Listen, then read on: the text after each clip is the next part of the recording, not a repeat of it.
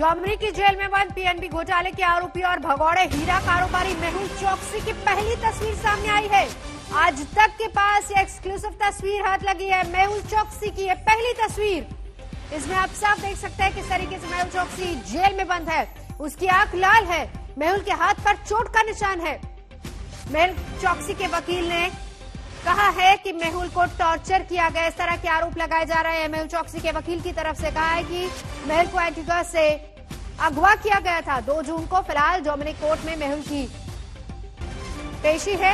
मेहुल से जुड़े एक केस की सुनवाई होनी और इस बीच डोमिनिक सरकार ने साफ कर दिया है कि चोकसी को एंटीगा को सौंपा जाएगा। कमलजीत संधू इस वक्त हमारे साथ जुड़ चुके हैं। कमलजीत, ये एक्सक्लूसिव तस्वीर आज तक के पास और वकील का आरोप कि टॉर्चर किया गया।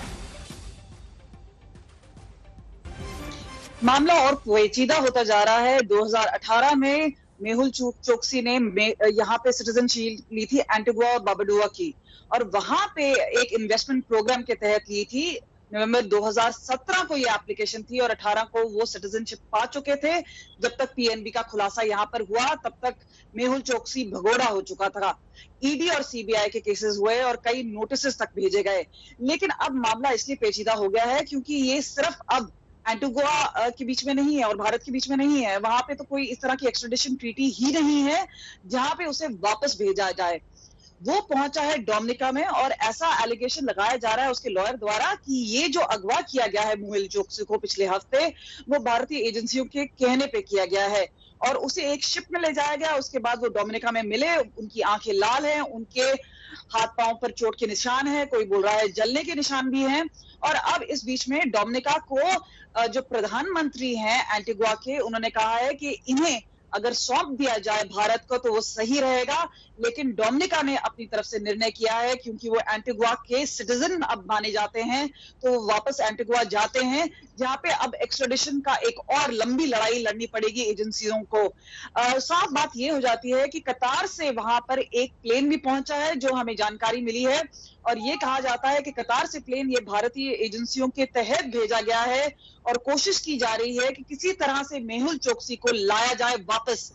लेकिन क्योंकि ये मामला अब 3 देशों के बीच में अड़ गया है, ऑपोजिशन पार्टीज ने जो प्रधानमंत्री है ब्राउनली, उनके ऊपर आरोप ये लगाया है कि अगर एक्स्ट्राडिशन नहीं है और इन्वेस्टमेंट प्रोग्राम के तहत वो आए थे तो बाकी सिटीजन हैं जो इस तरह का वहां पे आके सिटीजनशिप लेते हैं, जो फॉरेन कंट्री से आते हैं, उन्हें उस प्रोग्राम को एक धक्का पहुंचेगा और उसे इस ट्रीटी के हिसाब से उन्हें एंटीगुआ के सिटीजनशिप की तरह ही उनको ऑनर करना पड़ेगा और उनको सहायता देनी पड़ेगी।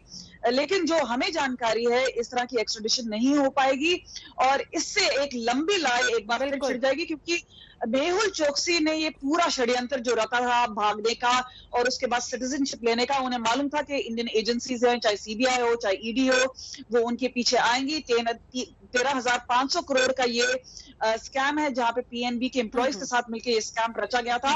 और अब भी जब आपको एक और चीज नवजोत बताना चाहूंगी, इससे पहले जब एजेंसियों ने उनको लाने की कोशिश की थी तब उन्होंने कहा था उनको डायबिटीज है, वो दिल के मरीज हैं, तो बहाने वो पहले भी मारते आए हैं और इस बार भी जांच का विषय बना हुआ है कि उनके साथ मारपीट हुई है और क्या उनके साथ जोर जबरदस्ती की गई है, कॉन्स्पिरेसी का हिस्सा बने हैं या ये भी एक चाल है।